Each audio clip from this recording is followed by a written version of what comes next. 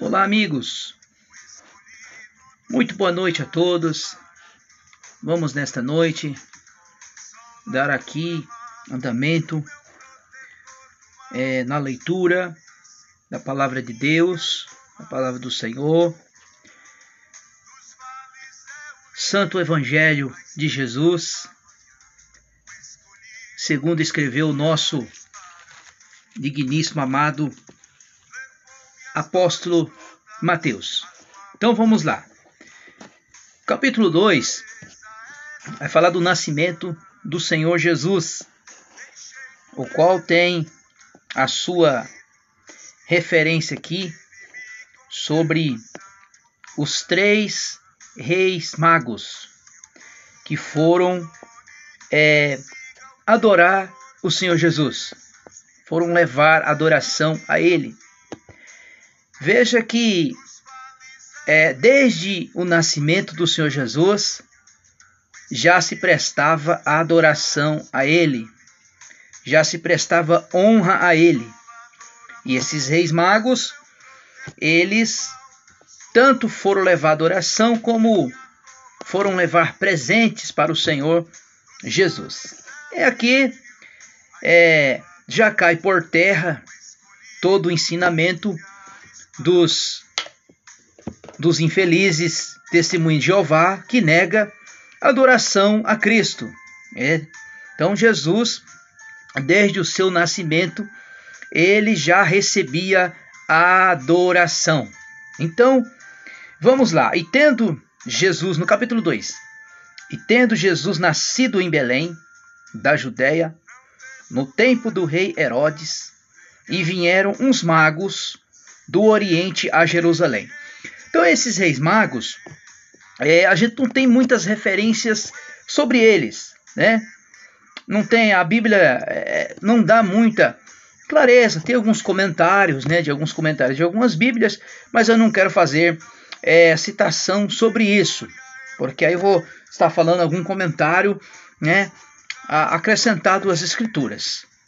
Mas o importante aqui é que esses homens, o foco aqui é o nascimento do Salvador, do Messias, do Emanuel, do Deus conosco, do Deus maravilhoso, o Deus todo-poderoso.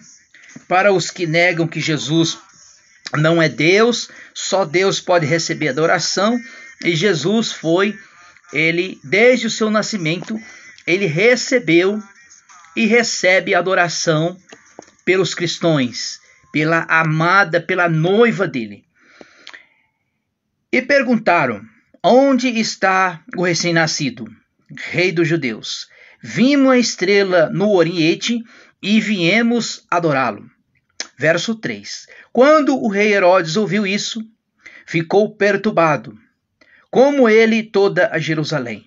E convocando todos os principais sacerdotes e os mestres da lei, perguntaram: onde deveria nascer o Cristo? E ele perguntou: em Belém, da Judéia, pois foi isso que o profeta escreveu. Então, o rei Herodes pergunta, né, para os sacerdotes, para os escribas, para os mestres da lei, porque eles tinham essa promessa que viria o Salvador, que nasceria o Salvador, não saberia qual é o tempo. Então Herodes foi procurar esses homens e ele citou o livro do profeta Malaquias, capítulo 5 até o versículo, se não falha a memória, eu vou ler agora, né?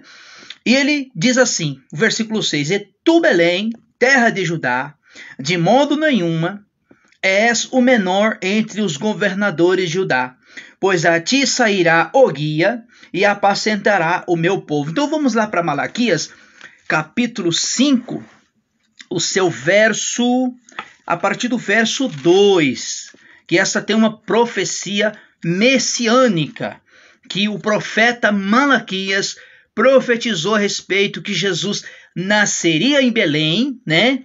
E de lá, de Belém, sairia o Rei dos Reis, Senhor dos Senhores, o qual até o Malaquias vai dizer aqui que é aquele que estava prometido desde a eternidade. Quer dizer, o Deus, o Verbo de Deus se fez carne, o Verbo de Deus habitou entre nós, cheio de graça, cheio de verdade.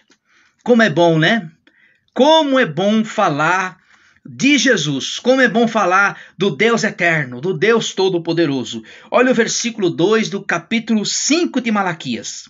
E tu, porém, Belém e Efrafa, posto que é pequeno entre milhares de Judá, e te sairá aquele que reinará em Israel, e cujas as saídas são desde os tempos antigos, desde o dia da eternidade. Olha, fazendo aqui menção da eternidade. Quer dizer, Jesus não é criado, segundo os hereges Testemunho de Jeová, diz que Jesus é criado. Não, ele é eterno, ele é Deus conosco, ele é Deus, ele é desde a eternidade. Versículo 3 do capítulo 5 de Miqueias. Portanto, os entregará ao tempo em que estará de parto, estiver dado à luz, então o restante dos seus irmãos voltará com os filhos de Israel. Ele permanecerá e apacentará o povo com força do Senhor, e a excelência do nome do Senhor, do seu Deus. Eles viverão seguros, porque agora será grande até os confins da terra. E essa profecia de Malaquias se cumpriu no capítulo 2 do Evangelho de Mateus, essa profecia de Malaquias, capítulo 5, do versículo 2 em diante. Vamos lá com a leitura. Verso 7. Então Herodes chamou o sacerdote, os magos, e informou acerca do tempo que a estrela aparecerá. Enviaram-os a Belém. E lhe perguntei dirigimente pelo menino: quando o encontrardes, avisar-me, para que eu também vá adorar. Mentira! Mentira de Herodes. Ele não queria levar a adoração assim ao Senhor Jesus, não. Ele já estava com um plano maléfico. Aqui já foi as primeiras manifestações de Satanás, de impedir o propósito de Deus de que o Cristo nascesse, que o Cristo crescesse, que o Cristo viesse anunciar o Evangelho e morrer na cruz do Calvário. Aqui começa os primeiros sinais dos impedimentos de Satanás, pois Herodes foi usado pelo adversário para tentar, quer dizer, ele só tentou impedir os propósitos de Deus. E tendo eles ouvido o rei, partiram a estrela que tinha visto no oriente, que ia diante deles, até chegando, e parou sobre o lugar onde estava o menino. E vendo ele a estrela, ficaram muito alegres. Estando a casa, viram o menino com Maria, sua mãe, e prostou-se e o adoraram. Olha aí, os reis magos adorando o Senhor Jesus. Então, abrindo os seus tesouros, e lhe deram os seus presentes, ouro, incenso e mirra.